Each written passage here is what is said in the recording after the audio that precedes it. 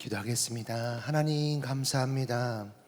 오늘 이 시간 우리가 주님 앞에 나와 예배하게 하시니 참으로 감사합니다. 하나님, 이 시간 가운데 성령 하나님 이 가운데 임재하여 주시고 우리가 온전히 주님께만 예배하며 하나님께 집중하는 시간 되게 없어서 하나님의 말씀을 오늘 하루 또한 살아내는 믿음을 허락하여 주시옵소서. 아버지 감사합니다. 아버지 사랑합니다. 예수 그리스도 이름으로 기도합니다. 아멘. 우리 시간 함께 찬양 부르면서 우리 같이 함께 박수치며 영광 돌리도록 하겠습니다.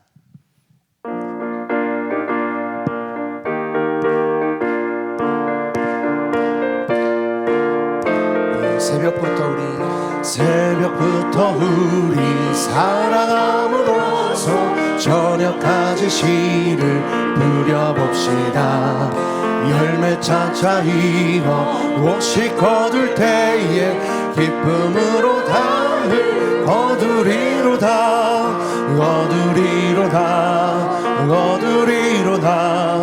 기쁨으로 담을 거두리로다.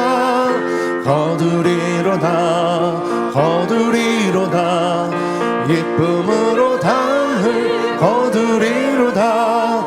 비가 오는 것과 바람 부는 것을 겁을 내지 말고 부려봅시다. 일을 마쳐놓고 옷이 거둘 때에 기쁨으로 담을 거두리로다. 기쁨으로 담을 거두리로다.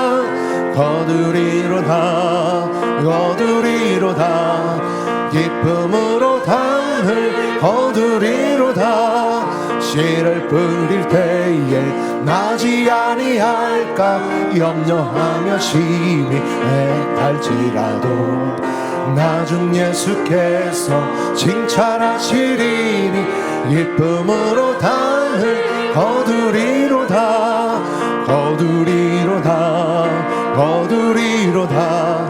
기쁨으로 담을 거두리로다. 기쁨으로 담을 거두리로다. 기쁨으로 담을 거두리로다.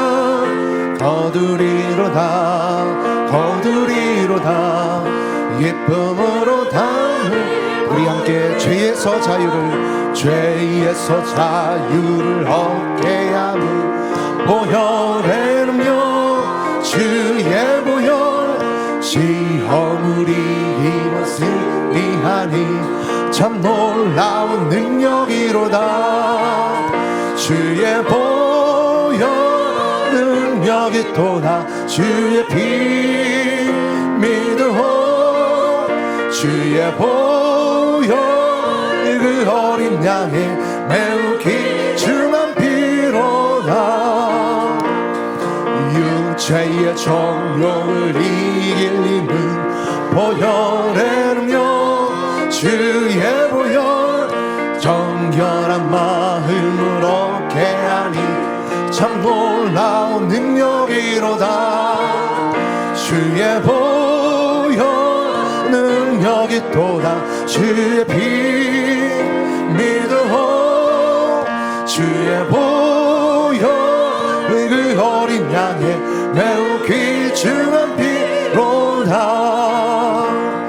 눈보다 더 이게 말리는 것 보혈의 능력 주의 보혈 부정한 모든 것 밝히시니 참 놀라운 능력이로다. 주의 보혈 능력이 또다. 주의 피 믿으오. 주의 보혈 그 어린 양의 매우 귀중한 피로다. 그 주의 복음을 전할 제목 보혈의 능력 주의 보혈 날마다 나에게 찬송 주니 참 놀라운 능력이로다. 주의 보혈 능력이 또나 주의 피 믿으오 주의 보혈 그 어린 양의 매우 귀중한 피로다. 아멘. 할렐루야. 우리 이 시간 함께 만왕의 왕 내 주께서 함께 찬양 부르며 우리 하나님 앞에 예수님의 발걸음을 묵상하며 함께 찬양하도록 하겠습니다.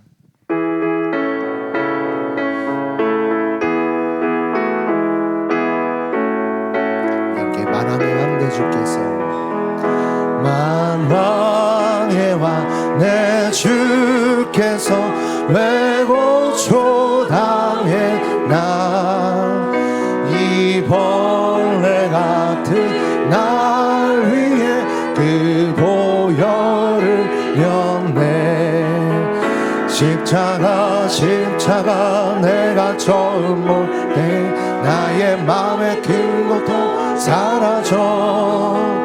오늘 믿고서 내 눈 밝았네. 참 내 기쁨. 우리 한 번 더 만왕의 왕 내 주께서 만왕의 왕 내 주께서 외고초 다했나 이 벌레 같은 날 위해 그 보혈을 흘렸네. 십자가 내가 처음 볼 때에 나의 맘에 큰 고통 사라져.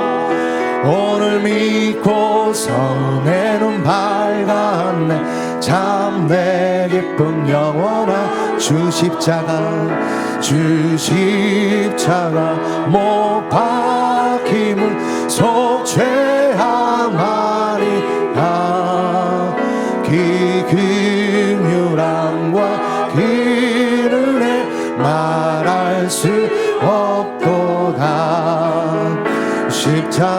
십자가 내가 처음 볼 때에 나의 맘에 큰 고통 사라져. 오늘 믿고서 내 눈 밝았네. 참 내 기쁨 영원한 주 십자가 못 박힘을 속죄하리나. 그 긍휼함과 그 은혜 말할 수 없도다. 십자가 내가 처음 볼 때에 나의 맘에 큰 고통 사라져. 오늘 믿고서 내 눈 밝았네. 참 내 기쁨 영원한 늘 울어도 그 길을 다 갚을 수 없네. 나 주님께 목 맞춰서 주의 일 힘쓰리. 십자가 내가 처음 볼 때에 나의 맘에 큰 고통 사라져. 오늘 믿고서 내 눈 밝았네. 참 내 기쁨 영원한 늘 울어도 그 길을 다 갚을 수 없네. 나 주님께 목 맞춰서 주의 힘쓰리. 십자가 내가 처음 볼 때에 나의 맘에 큰 고통 사라져. 오늘 믿고서 내 눈 밝았네. 참 내 기쁨 십자가 내가 처음 볼 때에 나의 맘에 큰 고통 사라져. 오늘 믿고서 내 눈 밝았네. 참 내 기쁨 영원하도다. 우리가 이 시간 함께 기도할 때 예배를 위해 또한 말씀 전하실 목사님 위해 함께 기도하겠습니다. 사랑의 아버지 하나님 감사합니다. 이 시간 하나님 주께서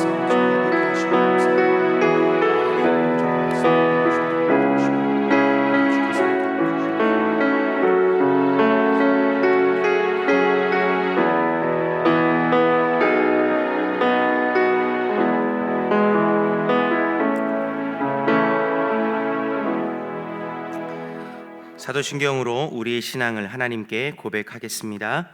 나는 전능하신 아버지 하나님 천지의 창조주를 믿습니다.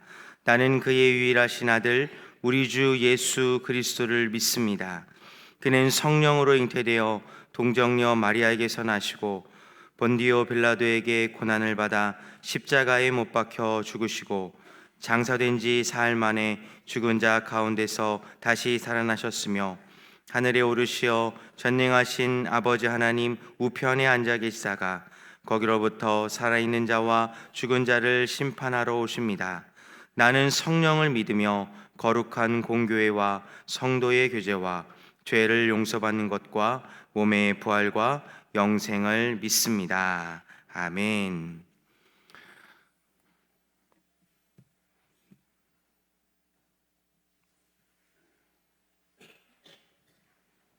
오늘 우리에게 주시는 하나님의 말씀은 야고보서 4장 1절에서 3절까지의 말씀입니다. 오늘 우리에게 주시는 하나님의 말씀은 야고보서 4장 1절에서 3절까지의 말씀입니다. 신약성경 374면에 있습니다. 야고보서 4장 1절에서 3절까지의 말씀입니다. 신약성경 374면에 있습니다. 저와 여러분이 한 절씩 교독하고 마지막 3절은 한 목소리로 읽도록 하겠습니다. 너희 중에 싸움이 어디로부터 다툼이 어디로부터 나느냐? 너희 지체 중에서 싸우는 정욕으로부터 나는 것이 아니냐? 너희는 욕심을 내어도 얻지 못하여 살인하며 시기하여도 능히 취하지 못함으로 다투고 싸우는도다. 너희가 얻지 못함은 구하지 아니하기 때문이요. 함께 읽겠습니다. 구하여도 받지 못함은 정욕으로 쓰려고 잘못 구하기 때문이라. 아멘. 이것은 하나님의 말씀입니다. 오늘은 1에서 6 전도회에서 하나님께 영광 올려드리겠습니다.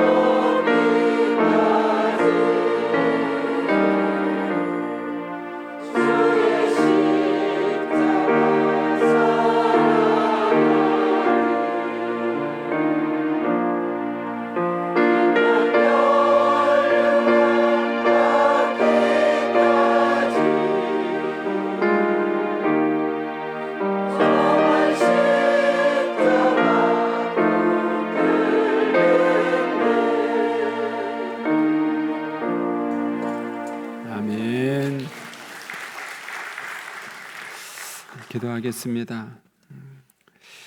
좋으신 아버지 하나님, 은혜를 감사합니다. 지난 간밤에도 저희들을 주님 품 안에서 편히 쉬게 해주시고 또 이 새벽에도 저희들을 주 앞에 불러주심을 감사합니다.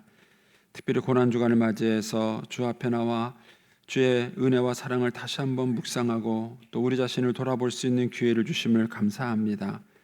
이 새벽에도 말씀과 기도 가운데 저희들을 만나주시며 하늘문을 여시고 하나님의 영광을 볼 수 있게 하여 주시옵소서. 주님 앞에 감사의 예물을 올려드립니다. 또 11조 또 1,000번째 예물을 드립니다. 하나님 아버지의 믿음으로 또 순종으로 감사로 드리는 예물을 주님께서 기뻐 받으시며 약속하신 하늘의 복과 땅의 복으로 충만하게 채워 주옵소서. 주의 은혜로 종의 가정들을 형통케 해주시며 그 자녀들을 축복하여 주시옵소서. 오늘 하나님께 또 귀한 찬양을 올려드리는 우리 1에서 6여전도 회원들을 축복해 주시고 저들의 일상을 지금까지 지켜주신 하나님께서 남은 여생 가운데도 함께하여 주셔서 하나님께는 영광이요 자식에는 기쁨과 보람이 되는 여생이 될 수 있도록 주님께서 축복하여 주옵소서. 예수님의 이름으로 축복하며 기도하옵나이다. 아멘. 할렐루야. 이 새벽에도 주의 은혜와 축복이 함께 하시기를 축원합니다. 어제부터 비가 많이 와서 한쪽으로는 반갑고 산불이 그래서 너무 건조해서 자꾸 산불이 나니까 한쪽으로는 반갑고 한쪽으로는 걱정돼. 새벽에 바람이 나오려나. 어쨌든 이렇게 새벽에 나와주셔서 감사드리고요. 비가 온 다음에 기온이 많이 떨어진다 그래요. 그러니까 우리 어르신들은 또 옷 따뜻하게 잘 입으시고 조심하시면 좋겠습니다. 오늘 아침에는 이제 용서와 갈등에 대한 얘기를 좀 나누려고 하는 겁니다. 용서는 이제 우리의 삶 속에서 하나님이 주시는 굉장히 강력한 이제 무기입니다. 이제 제가 이제 목회를 이렇게 좀 하다 보니까는요, 목회자가 경제적으로 어려울 때가 참 많죠. 뭐 돈을 버는 사람이 아니다 보니까는. 그런데 참 이 성도들 가운데 못된 성도는요, 그 돈을 가지고 목사를 움직이려고 그래요. 그래서 목사에게 돈을 많이 가져와요. 얼마 갖고 가는지는 비밀이고요. 근데 어쨌든 그 필요할 때 필요한 만큼의 액수를 가지고 와요. 그런데 순수하지가 않아요. 순수하지가 않아요. 근데 이제 그런 분들한테 휘둘리지 않을 수 있는 방법은 뭐냐면은 안 받으면 돼요. 안 받으면 됩니다. 이게 참 어렵죠. 저도 이제 목회를 할 때 교회에서 받는 사례비를 가지고는 아이들을 공부시킬 수가 없었어요. 그러니까는 조금만 돈이 있으면 애들 학원도 보내고 나도 남들처럼 이렇게 애를 공부시킬 수 있을 것 같은 거예요. 근데 여러분 그때 누군가가 목사님 이거 애 학원비 쓰세요 하고 갖고 오면 어떡할까요? 할렐루야, 하나님의 기도 응답하셨습니다. 그런 것도 있어요. 물론 그렇게 해서 정말 순수한 마음으로 그렇게 해서 하는데 그렇지 않은 분들도 있어요. 그러면 단순히 이제 돈을 받느냐 안 받느냐의 문제가 아니라 내 자녀의 인생에 있어서 이거를 포기하느냐 그렇지 않느냐 하는 문제. 이게 참 쉽지 않더라고요.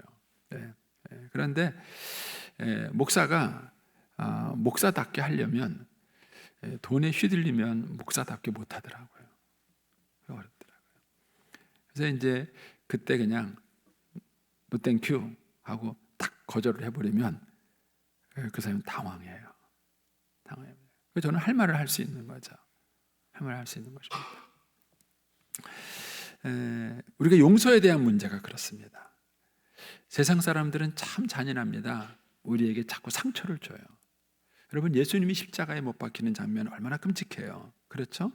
그 자체도 고통스러운 거예요. 그런데 그런 예수님을 밑에서 놀려요. 야, 네가 하나님의 아들이야? 그럼 거기서 내려와 봐라. 여러분 사람이 이렇게 잔인해요. 사람이 잔인합니다. 아픈 데다가 소금을 끼얹는다고 아니 사람이 그렇게 아프고 힘들면 위로라도 해줘야 될 거 아니에요? 그런데 그렇게 힘들어하고 어려운 사람한테 그렇게 잔인하게 말하는 게 세상이에요. 근데 우리는 그때 상처를 받으면 막 분하고 억울한 거예요. 어떻게 네가 날 무시하냐?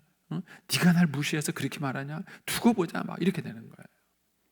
근데 예수님은 아주 간단했어요. 또 땡큐 그러신 거예요. 아버지 저들의 죄를 용서해 주십시오. 그들은 상처받으라고 얘기한 거예요. 예수님을 놀리려고 얘기한 거예요. 야, 네가 하나님의 아들이야. 너 하나님의 아들이라니까 거기 못 박혀 있지. 너 내려와봐. 이 바보야. 그렇게 얘기를 하는 거예요. 상처를 주고 모독을 주는데 예수님은 뭐라 그랬냐면은 아버지 제 용서해 주세요. 제가 뭐가 뭔지를 모르고 용서해. 제가 볼 때 제사장들이 분했을 것 같아요. 내가 상처를 주려고 톡한 말을 했는데 저놈이 상처를 안 받는 거예요. 상처를 안 받고 뭐라 그러냐면 아유 우리 제 용서해 주세요. 저기 바보 같아서 저기 아무것도 모르고 저기 저러고 있으니까 제 용서해 주세요. 이렇게 말을. 여러분 용서는 저와 여러분이 이 세상에 휘둘리지 않을 수 있는 강력한 힘이에요. 용서를 배우세요.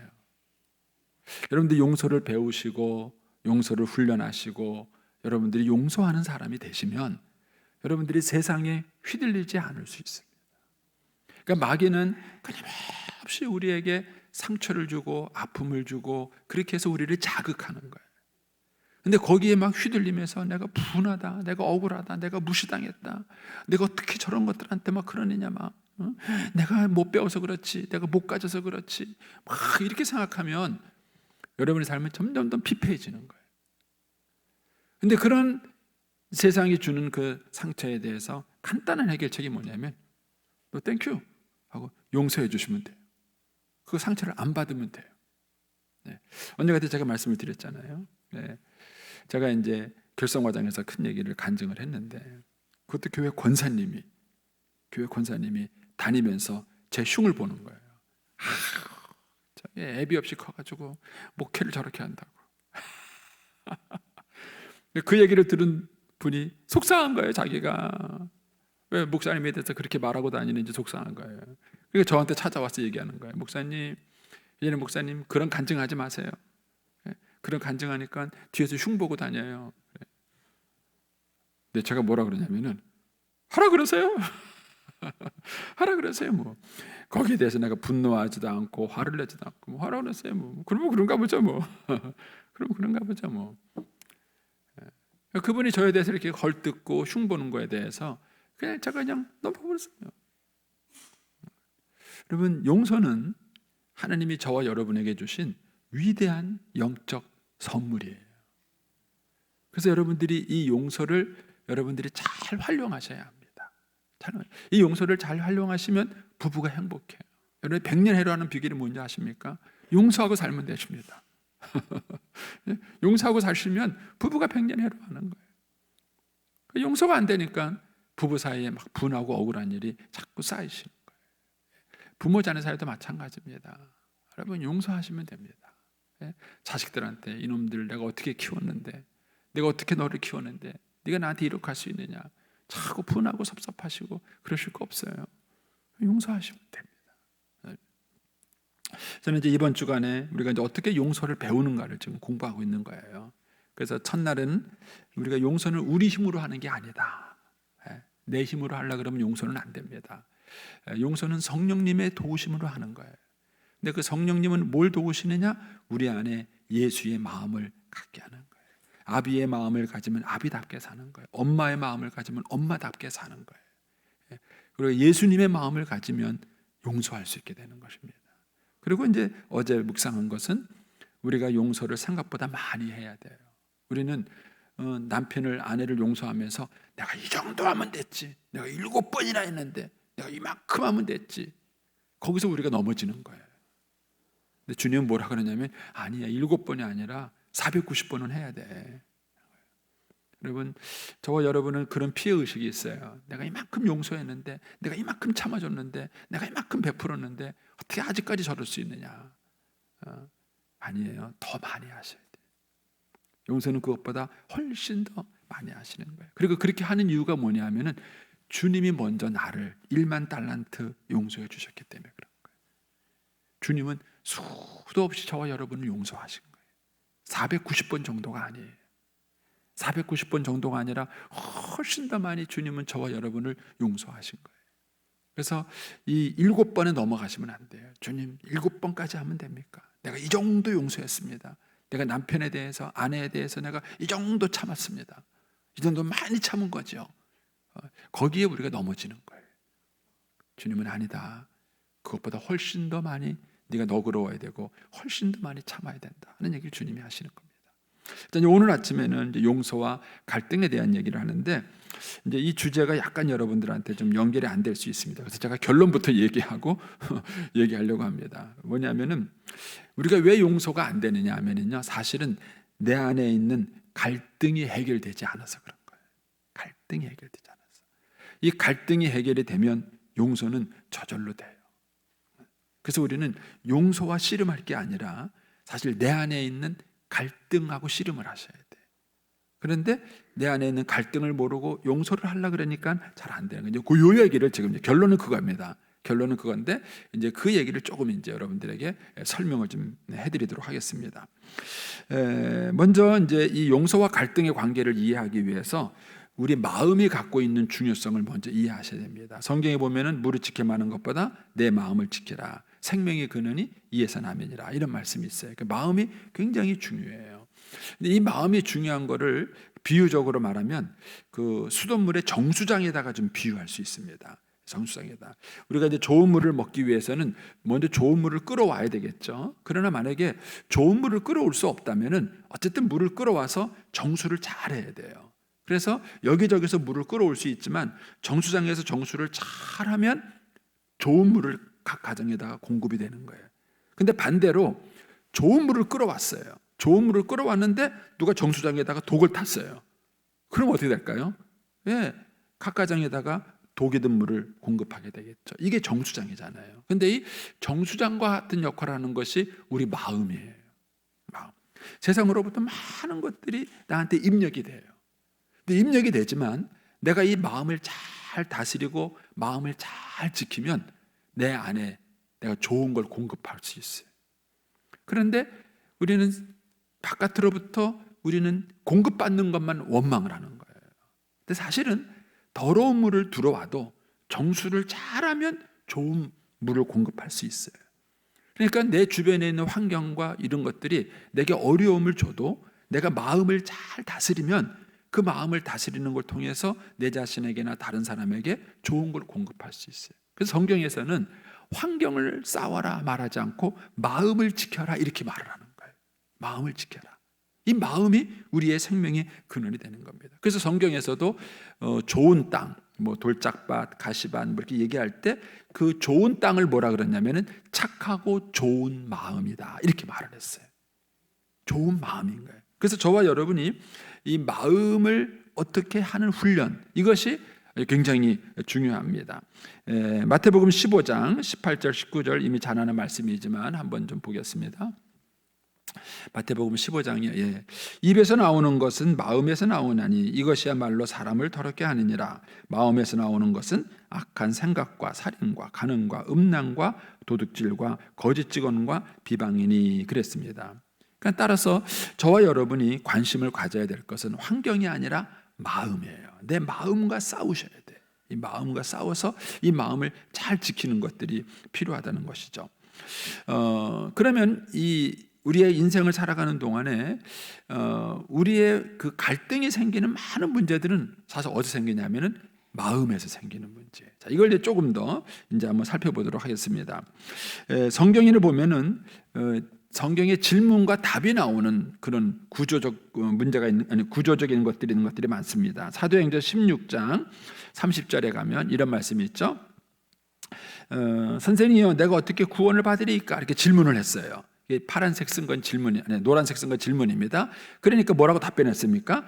주 예수를 믿으라 그리하면 너와 내 집이 구원을 얻으리라. 질문 답이 있는 것이죠. 마태복음 19장 16절에 가면은 어떤 사람이 주께 와서 이르되 선생님이요 내가 무슨 선한 일을 영생을 얻으리까? 이렇게 질문을 했어요. 여기에 대한 답변이 뭐죠? 내가 생명에 들어가려면 계명을 지켜라. 이게 이제 주님의 답변이었죠. 이렇게 질문 답이 있는 것처럼 오늘 본문도 보면은 질문 답이 있어요.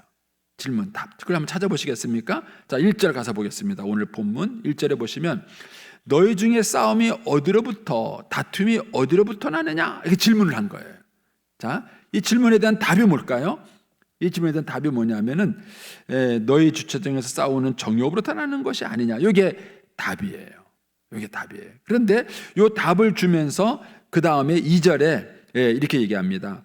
너희는 욕심을 내어도 얻지 못하며 살인하며 시기하여도 능히 취하지 못함으로 다투는도다. 여기서 보면은 얻지 못하는데도 싸운다는 거예요. 욕심을 낸다는 거예요.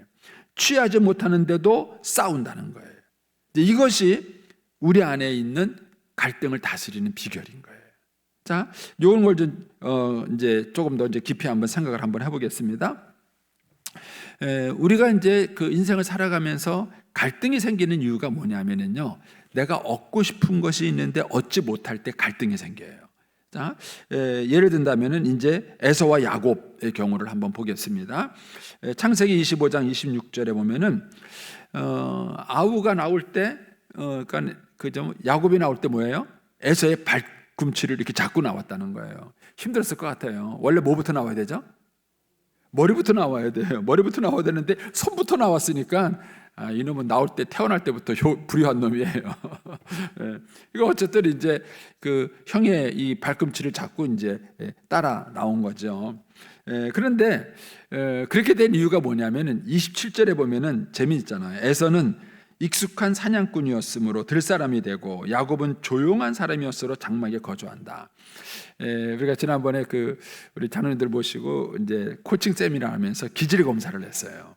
기질. 그 사람은 태어날 때부터 기질이 있어요. 그 누가 어떻게 하는 게 아니라 하나님 주시는 그런 독특한 그 기질이 있는데, 이 에서는 태어날 때부터 뭐예요? 체력이 강한 기질이에요. 이게 뭐 외향적인 기질이에요. 야곱은요, 태어날 때부터 내향적인 기질이에요. 그러니까 이제 디스크 이론으로 말하면 이 이제 야곱은 안정형이나 그 다음에 신중형, 안정형이나 신중형인 거예요. 반면에 이제 이 야곱은, 에서는 뭐죠? 뭐죠? 그 주도형이나 사교형인 거예요. 굉장히 그냥 활동적인 것이죠. 기질이 다르다는 걸 알 수 있습니다. 그러니까는 이 다른 기질이 엄마 뱃속에 같이 있었으니까 10개월 내내 싸웠던 것 같아요. 10개월 내내. 싸우다가 결국 밀린 거예요. 저는 이제 뭘 보면 그걸 느끼냐면요, 제가 이제 시골에 있을 때 진돗개를 키웠어요. 근데 진돗개가 이제 새끼를 보통 한 6마리, 막 7마리 이렇게 낳아요. 하얀 진돗개였는데 그 하얀 새끼들이 얼마나 이쁜지 몰라요. 막 태어나가지고 그냥 막 하는데 눈도 안 뜬 것들이 막 엄마 젖꼭지 찾아요. 엄마 젖꼭지가 한 10개쯤 돼요. 10개쯤 되는데도요, 그 10개가 다 젖이 잘 나오질 않아요. 잘 나오는 젖꼭지가 안 나고 젖꼭지 있는데, 통통한 놈은요 잘 나오는 젖꼭지를 물은 거예요. 그게 이 눈도 안 뜬 것들이요 기어요. 기어가지고 이게 어떻게 젖꼭지 찾나 몰라. 그런데 좀 이렇게 그 통통하지 않은 놈은 보잖아요. 이 젖꼭지 싸움에서 밀리는 거예요. 이렇게 옆에서 가만히 보고 있으면요, 지들끼리 막 이렇게 하는데 통통하지 않은 놈은 이렇게 뭐가 물러다가 10cm 놈한테 밀려요. 밀려가지고 이렇게 가요. 그래서 이제 개를 키울 때 보면은 그걸 봐줘야 돼요. 봐주고 이제 잘 먹는 놈은 절로 좀 옮기고, 이 젖꼭지 못 찾고 헤매는 놈이 있어요. 그런 놈은 이제 젖꼭지가 잘 나오는데 이게 물리고, 그러면은 이제 개들이 이쁘게 커요. 이제 그것도 이렇게 보면서 느끼는 게 기질이 있어요. 개도 기질이 있어요. 그러니까 이제 이 야곱이 뱃속에서부터 이제 밀린 거죠. 이 분한 마음이 있는 겁니다. 그러니까 이제 그 분한 마음이 창세기 25장 31절에 보면은 장자의 명분을 팔라 그러는 거예요. 형한테 팥죽 하나 끓여주면서, 라면 하나 끓여주면서, 야 나한테 형이라고 불러. 내가 형이야. 얼마나 치사해요. 그러니까 야곱은 자기 안에 이게 채워지지 못한 게 있는 거예요. 얻고 싶은 게 있는 거예요. 근데 그 얻고 싶은 것을 얻지 못했을 때 갈등이 생기는 거예요. 갈등이 생기는 거예요. 그러니까 야곱은 자기가 형 대접을 받고 싶은 거예요. 형 소리 듣고 싶은 거예요. 그런데 5분 늦게 태어났다고 동생이래요. 분하지 않아요? 일녀도 동기인데. 그러니까 이제 그것 때문에 분해가지고 늘 얻지 못한 갈등이 있는 거예요. 그러니까 야곱은 늘 그거 가지고 그걸 얻고 싶어가지고 라면 하나 끓여주면서 나한테 형이라 그래, 형이라 그러면 내가 끓여줄게, 뭐 이런 식인 거예요. 그런데 에서는 자기가 필요한 걸 얻었어요. 그걸 갖고 있어요. 그러니까 별로 중요하지 않아. 알았어, 너 형이야, 너 형이야. 근데 형이라고 부를게. 야곱 형님 하고 라면 먹는 거예요. 형님. 그 뭐 네가 형이라고 부르면 내가 형이라고 부르면 그게 뭔 상관이 있냐? 그게 중요하지가 않는 거예요. 이게 얻은 사람과 얻지 못한 사람의 차이. 얻은 사람과 얻지 못한. 그럼 얻은 사람은 너그러워요. 쉽게 말하면 용서가 잘 되는 거예요. 근데 얻지 못한 사람은요, 용서가 잘 안 돼요. 만약 여러분들이 용서가 그렇게 쉽지 않고 어렵다면은 여러분 안에 뭔가 채워지지 않은 뭐가 있는가를 한번 보셔야 돼요. 우리가 이제 저희도 이제 손녀 둘을 키우는데 이제 저희 딸이 이제 유아 교육을 나왔기 때문에 애를 써요. 이 두 놈을 어쨌든 잘 키워보려고 애를 쓰는데 이게 지금 연년생이 돼가지고 별로 차이가 안 나니까 뭐 하나 물건 만지면 이제 둘이 싸우는 거죠. 근데 이제 그거를 잘해보려고 막 애를 많이 이제 씁니다. 그런데 어쨌든 큰 애가 엄마한테 충족하게 체험 받으면 여유가 있어요. 걔가요. 여유가 있으면요 동생한테 너그럽습니다. 알았어, 걔도 줘, 하라 그래, 그러는 거예요. 근데 이게 지가 뭘 안 채워줬으면은요 안 해요. 뭘 줘도 뺏어요. 안 돼, 이렇게 하는 거예요. 그러니까 저와 여러분이 너그럽지 못하고 용서가 안 되는 것은 내 안에 채워지지 않은 무엇이 있는가를 보셔야 돼요. 내 안에 채워지지 않는 무엇. 그러니까 우리는 그 사람 때문에 내가 용서를 못한다라고 생각하는데 그 사람 때문에 내가 용서를 못하는 게 아니라 내 안에 뭔가 채워지지 않은 그 뭐가 있는 거예요. 근데 이제 시간이 지났습니다. 창세기 27장 41절에 가면은 이번에는 야곱이 형을 속여서 축복을 가르쳤어요.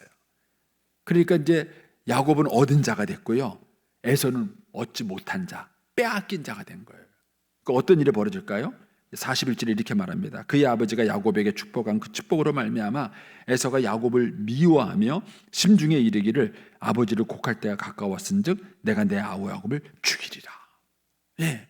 그 널널하고 그래 내가 형이라고 불러줄게, 네가 앞서 너 잘해, 이렇게 너그러운 마음을 가졌던 야곱이 이제 얻지 못한 자가 된 거예요.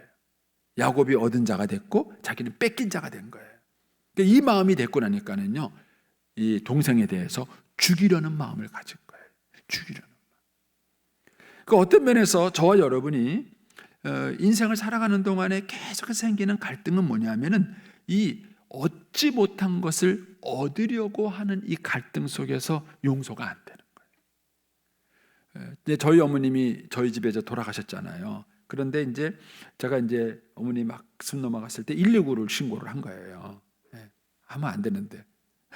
하여튼 119를 한 거예요. 근데 119 신고가 되면요 자동으로 112에 신고가 돼요. 이게 그러니까는 이제 어머님 돌아가신 거 이제 그 서방 요원이 와서 보더니 이제 어머니 돌아가셨습니다. 자기들이 확인해 주더라고요. 돌아가셨습니다. 그러는데 좀 있으니까 형사가 오더라고요. 형사가 와가지고요 저희 어머님이 돌아가신 걸 확인하는 거예요. 그래서 이 형사가 허락을 해야 이제 어머님을 이제 장례식장에 이제 보낼 수 있는 상황이 된 거예요. 근데 이제 그분이 와서 그래도 형사는 형사예요. 본인이 형사 눈만 가졌어. 근데 그분이 이제 그때 제가 저에게 온 지 얼마 안 됐잖아요. 안 됐는데 이제 그분이 저기 딱 오더니만은 탁 봐서 뭘 봤냐면은요 저희 집에 착 들어왔을 때 제일 정면에 우리 어머님이 가운데 앉아 계시고 팔순 때 제가 사진 찍은 사건 얘기했잖아요. 그 사진이 가운데 딱 걸려 있어요. 근데 이제 그분이 와서 그걸 딱 본 거예요. 보더니 저한테 그러더라고요. 뭐 저한테 목사인지 아닌지 물어보지도 않고요. 뭐 이 집은 화목한 것 같으네요. 뭐 어머니 그냥 돌아가신 것 같습니다. 이러고 그냥 갔어요. 그 형사에는 그걸 보는 거예요. 이 집에 어른이 돌아가셨다. 그러면 딱 와서 집안 분위기부터 보나 봐요. 어떤 집안인가. 그런데 가족 사진이 하나도 안 걸린 집도 있대요. 그런데 그런 집은 이 할머니가 자연사를 한 게 아니라 아들이 죽이지 않았나? 이렇게 의심을 해보는 거예요. 가족 사진 얼른 걸어요. 이러는 거예요. 그러니까는 아내가 죽으면은요 제 1번 용의자가 남편이에요. 그거 아세요? 남편이에요. 경찰들이 일단 의심하고 보는 거예요. 왜냐하면 이 사람이 죽었을 때 이득을 얻을 수 있는 사람이 누군가. 여기 1번 용의자예요. 그러니까 저와 여러분이 인생을 살아가면서 생기는 많은 갈등의 원인은 뭐냐면은 얻지 못해서 생기는 거예요. 얻지 못해서. 그래서 야고보가 그렇게 말하고, 너희가 왜 싸우느냐? 그 싸우는 원인이 뭐냐면은 상대방한테 있는 게 아니라 내가 뭘 얻고 싶은 게 있는데 얻지 못한 그 마음을 가지고 너희가 지금 싸우고 있다는 거예요. 내 안에 충족이 되면 안 싸워요. 근데 충족된 마음이 없으니까 다투는 거예요. 여러분들이 자녀들끼리 막 싸우잖아요. 특히 이제 어린 자녀를 둔 집들은 아이들이 싸울 때 1대1 데이트를 해보세요. 의외로 간단하게 해결됩니다. 불러놓고 형제가 사이좋게 지내야지, 싸우면 안 된다, 아무리 가르쳐도 소용이 없어요. 그런데 아이를 1대1로 데리고 가서 부모가 그 아이를 1대1로 만나보는 거예요. 여러분, 1대1이라는 것이 왜 중요하냐면요, 아이가 엄마 아빠의 사랑을 혼자 차지하는 시간이에요. 늘 집에 있으면 부모가 잘해주는 것 같은데 아빠 엄마의 사랑이 형하고 동생하고 늘 나눠져 있어요. 그러니까 자기도 엄마를 혼자 차지하고 싶은데 그럴 시간이 없는 거예요. 근데 1대1 데이트를 해서 한 2시간이라도 엄마를, 아빠를 혼자 꽉 차지하고 온 아이는요, 자기 욕구가 꽉 차요. 그리고 집에 들어와 보잖아요. 신기하게 그 아이가 너그럽습니다. 너그러워요. 안 싸워요. 안 해보셔서 모르시죠? 한번 해보세요. 이게 굉장히 어려워요. 그러니까 자기 안에 충족된 것이 있으면 갈등이 해결이 되는 거예요. 자, 이제 이런 관점에서 이제 오늘 본문을 다시 한번 보십시오. 1절입니다. 너희 중에서 싸움이 어디서부터 나느냐, 다툼이 어디로부터 나느냐, 채워지지 않은 마음에서 나는 거예요. 근데 그 채워지지 않은 마음이 뭐냐? 정욕으로부터 난다는 거예요. 정욕. 그러니까는 우리가 정욕으로 무엇인가를 구했는데 그걸 얻지 못했기 때문에 갈등이 생겼고, 그 갈등이 채워지지 않으니까 우리가 이제 용서가 안 되고 싸움이 되는 것입니다. 그러면은 이런 정욕의 특징이 뭐냐? 제가 정욕을 조사를 해보니까 정욕이 뭐냐? 내가 뭔가를 간절히 원하는 거예요.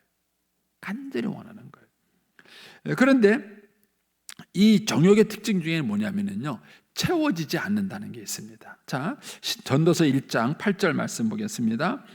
모든 만물이 피곤하다는 것을 사람이 말로 다 말할 수는 없으니 눈은 보아도 족함이 없고 귀는 들어도 가득 차지 아니하도다. 여러분, 사람의 정욕이요, 아무리 채우고 싶어도 안 돼. 뭐 야동 보시는 분들, 이제 어느 정도 보고 나면은 아유 이제 지겹다 이럴 것 같으시죠? 안 그래요. 아무리 보고 봐도요, 그 욕구가 채워지지 않아요. 그게 정욕의 특징이에요. 전도서 4장 8절입니다. 어떤 사람은 아들도 없고 형제도 없이 홀로 있으나 그의 모든 수고에는 끝이 없도다. 또 비록 그의 눈은 부요를 족하게 여기지 아니하며 이르기를 내가 누구를 위하여 같이 수고하고 나를 위하여 행복을 누리지 못하는가에, 아무리 많은 물질을 갖고 있어도요, 사람이 만족하다는 마음이 없어요. 전도서 5장 10절입니다. 은을 사랑하는 자는 은으로 만족하지 못하고 풍요를 사랑하는 자는 소득으로 만족하지 못하다. 전도서 6장 7절이에요. 사람의 수고는 다 자기 입을 위해서 하지만 그 식욕을 채울 수 없다는 거예요. 그게 인간이 가지고 있는 정욕의 약점이에요. 그러니까 정욕은 채움으로써 해결되는 게 아니에요. 채움으로써 해결되는 게 아니에요. 여러분, 신혼기를 뭐라 그러는지 아세요? 신혼기를 밀월기라 그래요. 밀월, 달콤한 밀자를 써가지고 밀월기라 그래요. 그런데 저 위에 게 이제 밀월자예요. 근데 재밌게도요, 밀월은 달월이잖아요. 달콤한 게 얼마 간다? 한 달 간다는 거예요. 한 달 간다는 거예요. 신혼부부 달콤한 거예요. 밀연기라고 안 그랬어요. 1년 가는 게. 밀연기라는 말 들어보셨어요? 1년 안 간다는 거예요. 감사한 거는 밀일기가 아니어서 다행이에요. 하루 만에 끝나지 않아서 다행인데. 이러면 한 달 가요. 새 집 사면 한 달 가요. 새 차 사면 한 달 가요. 한 달 동안에는 막 달콤한 것 같은데 한 달 지나고 나면 달콤함 사라지는 거예요. 그게 우리가 가지고 있는 정욕의 약점이에요. 그래서 예수님께서 뭐라 그랬냐면은 수가성 여인에게 내가 이 물을 먹으면 다시 목말라 이렇게 말하는 거예요. 이 물을 먹으면 다시 목말라. 그러면 이 정욕을 해결할 수 있는 방법이 뭔가? 자, 오늘 본문 2절을 보세요. 2절을 보시면 이렇게 말합니다. 너희는 욕심을 내어도 얻지 못하며 살인하며 시기하여도 능히 취하지 못함으로 다투고 싸우는도다. 너희가 얻지 못함은 구하지 않기 때문이요. 이렇게 말합니다. 근데 여기서 이 구하지 않기 때문을 기도하지 않기 때문이라고 해석하는데 문제가 있어요. 저도 오랫동안 이 본문을 그렇게 설교했어요. 너희가 얻지 못함은 구하지 않기 때문이다. 기도하지 않기 때문이다. 이렇게 말을 해요. 그런데 이 말의 의미는 그게 아니에요. 여러분, 뭔가 궁핍한 사람이 본능적으로 하는 게 뭔지 아세요? 그게 기도예요. 기도입니다. 그 여기서 너희가 얻지 못함은 구하지 않기 때문이요, 이 얘기는요, 기도하지 않기 때문이요 라는 말의 뜻이 아니에요. 이 말은 다르게 표현하면 뭐냐면은 구하는 대상이 틀렸기 때문이라는 거예요. 너희가 얻지 못함은 요 사이에 빠진 말이 있어요. 하나님께 구하지 않기 때문이요, 이 얘기예요. 그 사람은 뭔가의 필요가 있을 때 그 필요를 채우려고 뭔가의 수단을 쓰는 거예요. 그런데 하나님께 구하지 않는 거예요. 간단하게 말해서 이렇게 말하겠습니다. 저희 아들이 용돈이 필요해요. 그런데 이웃집 아저씨한테 가서 아저씨 용돈 주세요. 그럼 줄까요? 안 줘요. 왜 주겠어요? 근데 저한테 와서 아빠 용돈, 그럼 뭐예요? 그럼 제가 주는 거예요. 구하는 대상이 틀렸기 때문에 우리의 욕구가 채워지지 않는 거예요. 그러니까 저와 여러분 안에 있는 욕구는요, 그 욕구를 가지고 우리가 하나님께 가지 않았기 때문에 이게 우리의 욕구가 채워지지 않는 첫 번째 문제예요. 그러니까 저와 여러분의 어떤 갈등과 어려움이 생겼을 때에 이 문제를 해결할 수 있는 방법이 뭐냐, 이거를 하나님께 가져가야 돼요. 근데 우리는 사람한테 가져가요. 언젠가도 말씀드렸지만은요, 우리가 기도하는 방식은 뭐냐면은 남편한테 사랑을 구해요. 근데 이름의 남편이 그냥 관심이 없어요. 그래갖고 속상해요. 상처받아요. 그 나중에 힘들어요. 그때 가서 하나님께 나와서 하나님 너무 속상해요, 이렇게 말을 하는 거예요. 근데 신앙은 그렇게 하는 게 아니에요. 내 안에 뭔가 충족하고 싶은 게 있어요. 그러면은 남편한테 가기 전에 먼저 하나님께 가는 거예요. 그리고 하나님께로부터 내가 충족한 마음을 갖고 있는 거예요. 그리고 남편을 바라보는 거예요. 그럼 이런 거예요. 남편에게 먼저 가면은요, 남편에게 이만큼 기대해요. 근데 남편은 요만큼 채워줘요. 네, 부족감이 있는 거예요. 그런데 하나님께 먼저 나가잖아요. 그럼 하나님께서 충만하게 채워줘요. 그럼 남편한테 얼마큼 기대하냐면요, 요만큼 기대해요. 근데 남편이 이만큼 채워줘요. 그래서 행복한 거예요. 제가 지금 시간이 좀 많이 지나서 마음이 쫓겨가지고 제가 막 서둘러서 설명하는데 이해하시겠죠? 예. 그러니까 우리가 하나님께 왜 우리의 그 욕구를 채우지 못하느냐? 구하지 않기 때문이에요. 즉 하나님께 구하지 않고 다른 대상에게 먼저 구하기 때문에 채워지지 않는 거예요. 이 순서를 바꾸셔야 돼요. 이게 경건의 훈련이에요. 이게 큐티예요. 이게 1,000번째예요. 그러니까 여러분들이 먼저 하나님 앞에 채우는 훈련, 하나님 앞에 충족하는 훈련인 거예요. 그래서 매일 아침에 일어났을 때 저는 맨 먼저 하나님께 나가요. 하나님께 먼저 기도하고 하나님께 먼저 찬송하고 하나님의 말씀을 먼저 묵상하고 사람을 만나기 전에 하나님을 만나요. 그리고 아내가 일어나기 전에 저는 이미 충만해요. 성령 충만해요. 충족한 거예요. 그리고 아내도 만나고 교인도 만나고 사람도 만나요. 그러면요, 조금만 해줘도 고마워요. 감사해요. 너무 고마운 거예요. 왜요? 저는 이미 하나님 만나가지고 아침에 하나님 만나서 하나님께로부터 충족하고 시작하는 거예요. 이해하시겠죠? 네.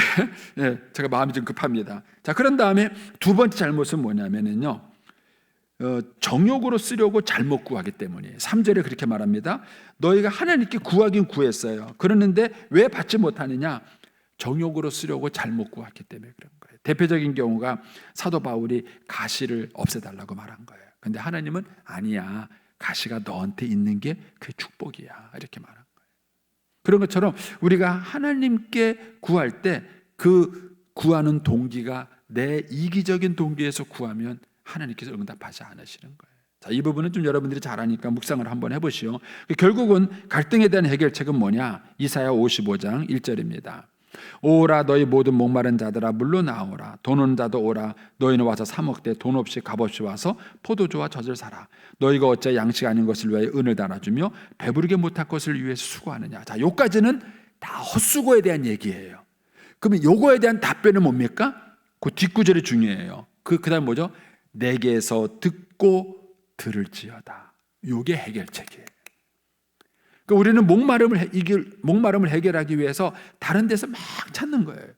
그런데 이것에 대한 해결책은 뭐냐면은 하나님의 말씀을 듣는 거예요. 저는 그래서 제가 설교자로서 자부심을 느끼고요, 그 사명의 중함을 느껴요.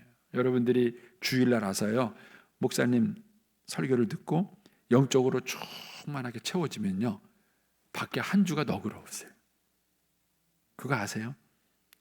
근데 여러분들이 주일날 와서 하나님의 말씀의 은혜를 못 들었어요. 말씀의 은혜를 못 받았어요. 빈곤하게 여러분들이 교회를 떠나요. 그러면 여러분 그 한 주간에 다투고 싸우는 거 아세요? 잘 모르시는구나. 이번 주부터 잘 관찰해 보세요. 여러분들이 하루를 출발할 때 하나님의 말씀을 들려지고 그 말씀이 여러분 안에 충족될 때 전혀 달라요. 여러분에게 좀 적당한 비유인지 모르겠지만은요, 제가 예전에 공부 잘못했을 때 책상 앞에 앉아서 막 공부하려고 막 몇 시간을 씨름했는데 이게 머리에 안 들어와요. 그래가지고 막 몇 시간 앉았는데 배운 게 책 페이지가 넘어간 게 별로 없어요. 막 그러면 막 엄청 속상해요. 근데 어느 날 앉았는데 공부가 너무 잘 돼요. 쏙 들어오고 막 공부 너무 잘 되는 거예요. 그래가지고 10시간을 공부하는데 10시간 풀로 공부를 열심히 하고 왔어요. 그러면요, 아침에 도서관에, 밤에 도서관을 탁 나올 때요, 막 기분이 막 날아갈 것 같아요. 공부를 해보셔야 알지. 한번 해보세요. 막 기분이 막 날아갈 것 같은 거예요. 막 그런 날은요, 누가 지나가다 뺨을 딱 때려도 막 기분이 좋을 것 같은 거예요. 여러분, 여러분들이 하나님 말씀을 들을 때 그런 풍요로움이 있어야 돼요. 하나님 말씀을 듣고 그 말씀이 깨달아지면은요, 내 안에 뭔지 모르는 푸르름이 차는 거예요. 가득 차는 거예요. 이것이 목마름에 대한, 배고픔에 대한 해결책이에요. 주님께서 딴 데 가지 말고 나한테 와라. 주님이 그렇게 말씀하시는 거예요. 요한복음 4장 13절 말씀 하나 더 보고 마치겠습니다. 예수께서 대답하여 이르시되 이 물을 마시는 자마다 다시 목마르느니와 내가 주는 물을 마시는 자는 영원히 목마르지 아니하리니 내가 주는 물은 그 속에서 영생하도록 솟아나는 샘물이다. 이 물을 요한복음 7장 37절에 가서 주님이 이렇게 얘기하십니다. 명절 끝날 고리 큰 날에 예수께서 와서서 외쳐 이르시되 누구든지 목마르거든 내게도 와서 마라. 나를 믿는 자는 성경에 이른 것 같이 그 배에서 생수의 강이 흘러나오리라 하시니 이는 그를 믿는 자들이 받을 성령을 가리켜 말씀하신 것이다. 그 목마름에 대한 주님의 해결책은 뭐냐면 두 가지예요. 말씀과 성령입니다. 말씀과 성령. 그래서 여러분들이 매일 아침 하나님의 말씀으로 성령님으로 충만한 시간을 가지세요. 그러면 이미 여러분 안에는 얻지 못한 것이 없어요. 이미 충족해요. 그러면은요, 여러분들이 너그럽게 용서할 수 있습니다. 예. 이제 이것도 없이 막 아침에 정신없이 막 일어났어요. 근데 아내가 밥을 안 해놨어요. 뭐 하는 거야? 옆에 나가 집안에서 밥도 안 차리고 말이야. 근데 반찬을 뭐 어제 먹다 반찬 또 내놨어요. 이 여자가 말이야 미치는 거 막 사람이 그러는 거예요. 그런데 아내가 일어나기 전에 먼저 아침에 일어나서 하느님 말씀을 듣고 은혜를 받았어요. 그리고 내 안에 성령님으로 충만해요. 그리고 아침에 나왔는데 아내가 밥을 안 했어요. 괜찮아 여보 가다가 샌드위치 사 먹을게. 그리고 가는 거예요. 할렐루야. 제가 지금 너무 단순하게 얘기해서 지금 제 얘기가 좀 실감이 안 나세요? 한번 해보세요. 결론적으로 말하면 여러분 안에 있는 갈등을 먼저 해결하세요. 내 안에 평강이 있는가, 내 안에 기쁨이 있는가 검토해 보세요. 그게 없기 때문에 용서가 안 되는 거예요. 남편 때문이 아니고 아내 때문이 아니에요. 환경 때문이 아니에요. 그 사람 때문에 내가 용서가 안 되는 것이 아니라 내 안에 갈등이 여전히 남아있어요. 그거를 해결하셔야 합니다. 그리고 그걸 해결하는 방법은 하나님께 나와서 말씀과 성령님의 은혜를 받는 거예요. 그것이 내 안에 충족감을 주게 되고 그렇게 되면은 여러분의 마음속에 여유가 있고요. 그리고 상대방을 용서하는 것이 훨씬 더 부드럽습니다. 할렐루야. 오늘 아침에 내가 너무 서둘러 정리가 좀 덜 돼서 여러분이 말씀을 전해서 했는데 이 은혜가 오늘 새벽에 있어서 오늘 하루가 여러분에게 너그럽게 되길 바랍니다. 기도하겠습니다. 네.